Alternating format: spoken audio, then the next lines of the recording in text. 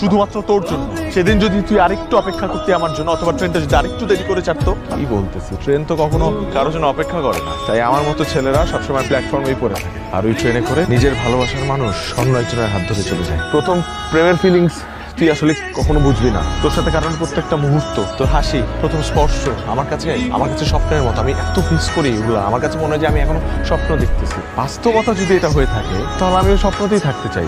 আমি চাই না আমার এই স্বপ্নটা ভাঙুক। আগে যদি জানতাম তাহলে আমি তাহলে আসতামই না, আমি দেখতামই না এই বাস্তবতা। কলেজে থাকতে আমরা প্রিটেন্ড করা গার্লফ্রেন্ড বয়ফ্রেন্ড ছিলাম, রাইট? আমি তো মনের প্রাণে সত্যি সত্যি তোকে গার্লফ্রেন্ড ভাবতাম। ঠিক না? তখনও বুঝিস নাই, এখনো বুঝিস না, আর কখনো বুঝবিও না। কারণ ভুলটা আমার ছিল, স্বপ্নটা তো আমি একা দেখছিলাম। কিরে মামা, তুই নাকি ব্যাংকক যাচ্ছিস আঙ্কেল আন্টি ট্রিটমেন্টের জন্য? আরে না বেটা, আব্বা আম্মার নিয়ে না, তাহিয়ারে নিয়ে যাইতেছি। অবন্তি তো জানে না, ওই কারণে ওর আব্বা আম্মার কথা বলছে।